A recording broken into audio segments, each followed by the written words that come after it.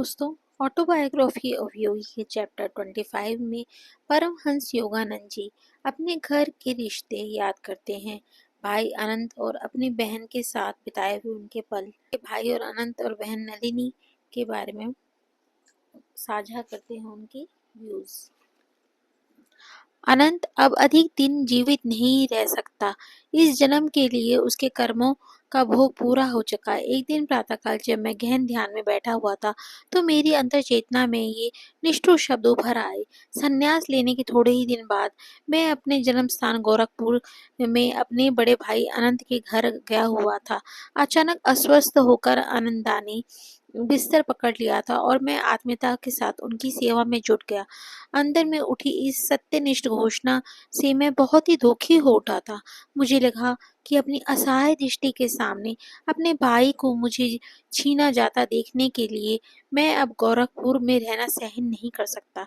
अपने सगे संबंधियों को नासमझ टीका टिप्पणी की कोई परवाह न करते हुए मैं सबसे पहले जो जहाज मिला उसी पर सवार होकर भारत में बाहर चला गया। जहाज म्यांमार होता हुआ चीनी समुद्र में जापान पहुंचा। जापान से मैं कोचे शहर में जहाज से उतर गया और कुछ ही दिन वहां रहा। मेरा मन अत्यंत दुखी था। इसी कारण सैर सपाटा वगैरह करने की कोई इच्छा ही नहीं थी। भारत वापस आते समय जहाज शंघाई में रुका। वहां जहाज के चिकित्सक डॉक्टर मिश्र मुझे कलात्मक वस्तुओं की दुकानों में ले गए। मैंने श्री युक्तेश्वर जी और अपने परिवारजनों एवं मित्रों के लिए वहां से उपहार खरीदे।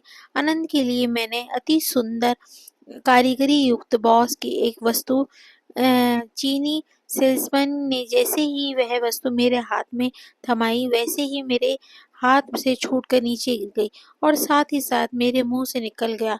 इसे मैंने अपने प्रिय मृत भाई के लिए खरीदा है। मुझे स्पष्ट अनुभूति हो गई कि अनंता की आत्मा उसे क्षण शरीर से मुक्त होकर अनंत की ओर जा रही थी। इसी के प्रतीक स्वरूप वह वस्तु गिरने के कारण टूट गई।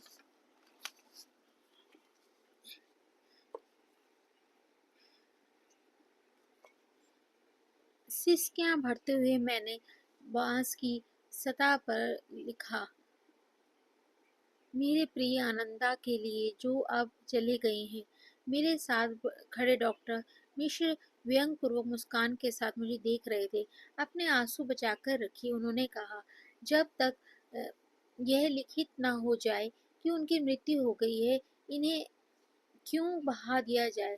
जब हमारा जहाज कोलकाता पहुंचा तब डॉक्टर मिश्र पुनः मेरे साथ ही वहां के लिए निकले। बंदरगाह पर मेरा सबसे छोटा भाई विष्णु मुझे लेने के लिए आया था।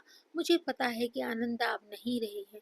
विष्णु को कुछ कहने का समय मिल पाने के पहले ही मैं बोल पड़ा, मुझे और इस डॉक्टर साहब को केवल इतना बता दें कि आनंदा की मृत्यु कब हुई। विष्णु ने दिन बता दिया। यह वही दिन था जब मैंने शंघाई में उपहार खरीदे थे। अच्छा देखिए डॉक्टर मिश्र हावाक बोल पड़े, इसके बारे में किसी को कानो कान खबर मत होने दीजिएगा, अन्यथा प्रोफेसर लोग मानसिक दूर संपर्क का एक और साल का कोर्स चिकित्सक विज्ञान के पाठ्यक्रम में जोड़ देंगे, जो पहले ही बहुत ही लंबा है। मैंने जैसे ही अपने घर में प्रवेश किया, पिताजी ने कसकर मेरे गले लग गए। तब तुम आ गए, उन्होंने कातर स्वर में कहा। दो बड़े बड़े अश्रु उनकी आंखों से टपक रहे थे। साधारणतः मनोभावों को प्रकट न करने का उनका स्वभाव था और उसमें प्रेम के ऐसे बाह्य लक्षण मैंने कभी नहीं देखे थे। ऊपर ऊपर से तो वे एक गंभीर पिता थे, पर उनके भीतर एक माता का पिघल जाने वाला हृदय था। परिवार के सभी मामलों में वे माता पिता की यह द्विमुखी भूमिका निभाते रहते। अनंत के निधन के थोड़े ही दिन बाद मेरी छोटी बहन नलिनी देवी शक्ति के हस्तक्षेप से मृत्यु के मुख में से लौट आई। इस कहानी को बताने से पहले मैं उस घटना के पहले हमारे जीवन में स्वरूप का कुछ उल्लेख करना चाहूंगा।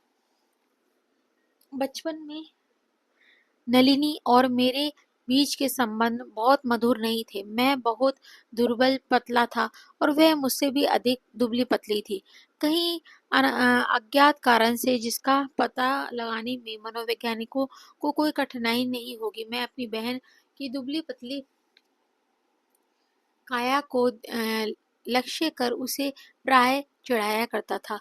वह भी बाल्यावस्था में अनुरूप कठोर सह स्पष्टता के साथ मुंह तोड़ जवाब देती थी। कभी-कभी तो माँ को हस्तक्षेप करना पड़ता था कि बड़ा होने के नाते मुझे ही हल्का सा चांटा लगाकर वे अपने उतने समय के लिए हमारे बल बचकाने झगड़े को अंत कर देती थी। स्कूल की पढ़ाई खत्म हो जाने के बाद नलिनी की सगाई कोलकाता के ही एक अच्छे स्वभाव के युवा चिकित्सक डॉक्टर पंचानन बोस के साथ हो गई थी।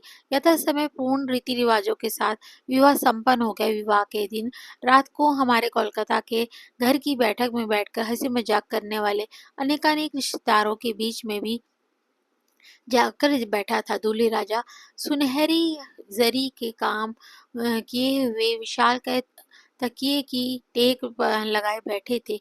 उनके एक और नलिनी बैठी थी। अफसोस जामुनी रंग की भारी रेशमी साड़ी भी उसकी रिश्ता किछु छिपा नहीं पाई। मैं अपने नए बहनोई के तकिए को पीछे जाकर बैठा और उनकी ओर देखकर मैत्रीपूर्ण भाव के साथ मुस्कुराने लगा। उन्होंने विवाह के पूर्व नलिनी की कमी देखी नहीं थी, कभी देखा नहीं था। विवाह के दिन ही उन्हें पता चल कि विवाह की लॉटरी में उन्हें क्या मिल रहा है। मेरी सहानुभूति को भांपकर डॉक्टर बॉस ने संकोच पूर्वक नलिनी की ओर इशारा करके मेरे कान में कहा, यह क्या है? मैंने कहा, क्यों डॉक्टर, वह आपकी जांच परीक्षण के लिए कंकाल है। कंकाल है। जैसे जैसे समय बीतता गया डॉक्टर बॉस हमारे परिवार के प्रिय पात्र बनते गए। जब भी हमारे घर में कोई बीमार होता तो उन्हें बुलाया जाता। वे और भी घनिष्ठ मित्र बन गए थे। प्राय हम लोग आपस में खूब हंसी मजाक करते थे। इसी हंसी मजाक का विषय अधिकतर नलिनी ही हुआ करता था। एक दिन मेरे बहनोई ने मुझसे कहा, यह चिकित्सक विज्ञान के लिए एक आश्चर्य है। मैंने आपकी इस अस्सी पंजर बहन पर सब कुछ आजमा कर देख लिया। कॉरिडोर आइल, मक्खन, माल्ट, शहद, मछली, मांस, अंडे, पौष्टिक दवाइयाँ, फिर भी ये शतांश इस 1 शतांश इंच जितने भी मांस उसके शरीर पर नहीं आया है। कुछ दिन बाद मैं उनके घर गया। वहाँ मेरा काम कुछ मिनटों में ही खत्म हो गया था और मैं यह सोचकर जाने लगा कि नलिनी को मेरे वहाँ आने का पता नहीं चला होगा। जैसे ही सामने का दरवाजा पहुंचा, नलिनी का आत्मीय पूर्वक परंतु आदेशात्मक स्वर सुनाई दिया, दादा इधर आइए। इस बार आप मुझे चकमा देकर नहीं जा सकते, मुझे आपसे कुछ बातें करनी है। मैं सीढ़ी चढ़कर उसके कमरे में पहुंचा। देखकर मुझे आश्चर्य हुआ कि वह रो रही थी। उसने कहा, दादा पुरानी बातों को भूल जाओ। मैं देख रही हूँ कि आध्यात्मिक पथ पर अब आपके पांव दृढ़ता के साथ जमे हुए हैं। मैं आपकी तरह बनना चाहती हूँ। फिर उसने आशा भरे स्वर में कहा, अब आप अच्छे हट्टे कट्टे हो गए हैं। क्या आप मेरी मदद नहीं करेंगे? मेरे पति मेरे पास भटकते भी नहीं हैं और मैं उनकी इतना प्रेम करती हूँ, परंतु मेरे मुख्य इच्छा ईश्वर साक्षात्कार में उन्नति करने की है, भले ही मैं दुबली पतली और अनाकर्षक ही बनी रहूं। उसके अनुरोध पे मेरा हृदय पिघल गया। हमारी यह नई आत्मिक धीरे धीरे बढ़ने लगी और एक दिन उसने मेरा शिष्या बनने का इच्छा प्रकट की। आपको जैसी ठीक लगे उसी प्रकार मुझे शिक्षा दीजिए। पौष्टिक औषधियों के बदले में ईश्वर से अधिक विश्वास करती हूँ। उसने दवाइयों की ढेर सारी बोतलें उठाई और अपनी खिड़की से बाहर नाली में फेंक दी। उसकी श्रद्धा की परीक्षा लेने के लिए मैंने उसकी मछली, मांस और अंडे खाना छोड़ देने के लिए कहा। कई महीनों तक जब नलिनी मेरे बताए हुए विभिन्न नियमों का कठोर पालन करती रही, अनेक मुश्किलों से के आने पर भी शाकाहारी बनी रही, तब एक दिन मैं उसके पास पहुंच गया। बहन, तुमने पूर्ण अंतःकरण के साथ आध्यात्मिक नियमों का पालन किया है। अब उसका फल मिलने का समय आ गया है। शरारत भरी मुस्कान के साथ मैंने आगे कहा, तुम कितनी मोटी बनना चाहती हो? हमारी चाची जितनी, जो वर्षों से अपने पाँव नहीं देख पाई, नहीं, पर मैं तुम्हारी जितनी हट्टी कट्टी बनना चाहती हूँ। मैंने गंभीर होकर कहा, ईश्वर की कृपा से मैं जैसे हमेशा सत्य ही बोलता आया हूँ, वैसे ही अब भी सत्य ही बोल रहा हूँ। ईश्वरीय कृपा से आज से ही तुम्हारे शरीर की परिवर्तन शुरू हो जाएगा।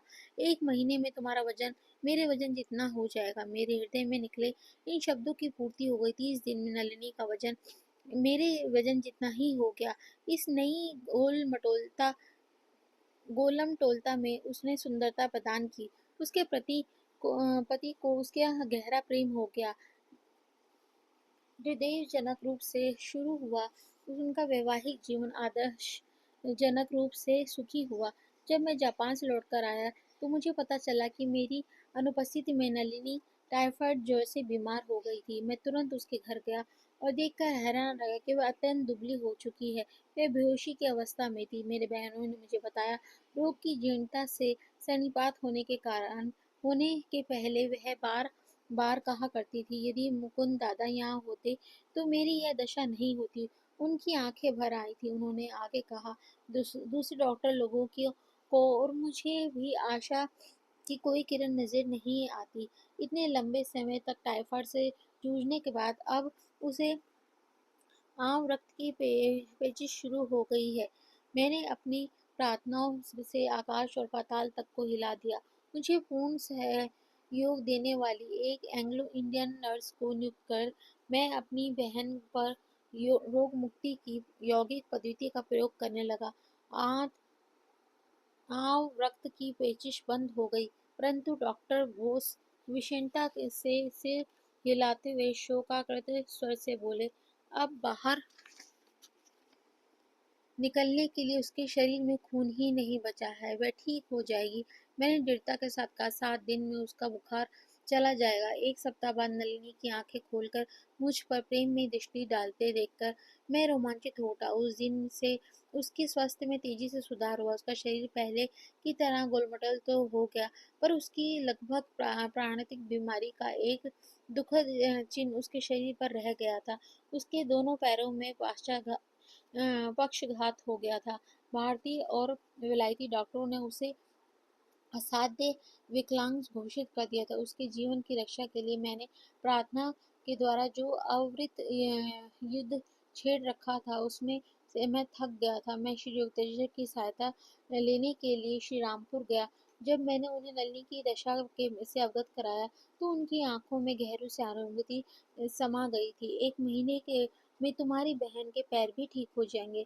फिर उन्होंने आगे कहा, उसे अपनी त्वचा का स्पर्श करते हुए 2 कैरेट का एक छिद्र विहीन मोती पहनने को कहें तो एक बच में दोनों ओर से आंकड़ों से जड़ा हो। मैंने आनंद के साथ राहत की सांस लेते हुए उनके चरणों में साष्टांग प्रणाम किया। गुरुदेव, आप सिद्ध पुरुष हैं। आपके मुंह से निकला हुआ हर वचन सत्य है और पर्याप्त है कि वह ठीक हो जाएगी, परंतु यदि आप कहते हैं तो मैं तुरंत उसके लिए एक मोती ले आता हूँ। मेरे गुरु ने हाँ से सिर हिलाया। हाँ, ऐसा अवश्य करो। फिर उन्होंने नलिनी की शारीरिक और मानसिक विशेषताओं का सविस्तार वर्णन किया। मैंने पूछा, गुरुदेव, क्या यह ज्योतिर्मय विश्लेषण है? आपको तो उसका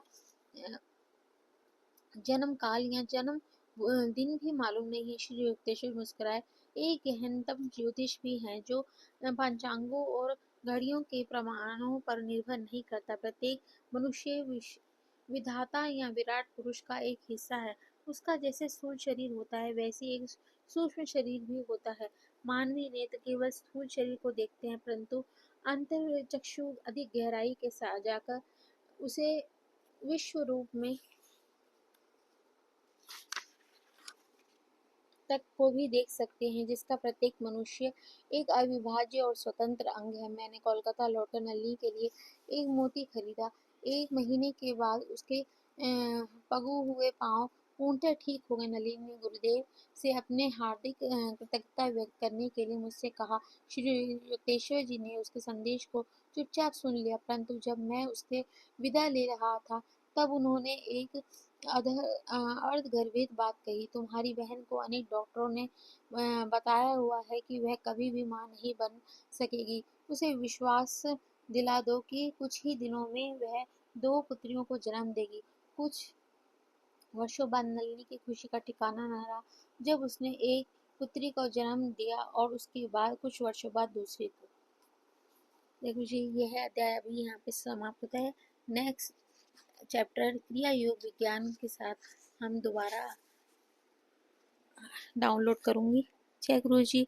अगर आपको ये पसंद आया हो अध्याय तो शेयर, कमेंट और चैनल को सब्सक्राइब करना ना भूलें। हाजिरी लगा के जय गुरु जी कह के अपने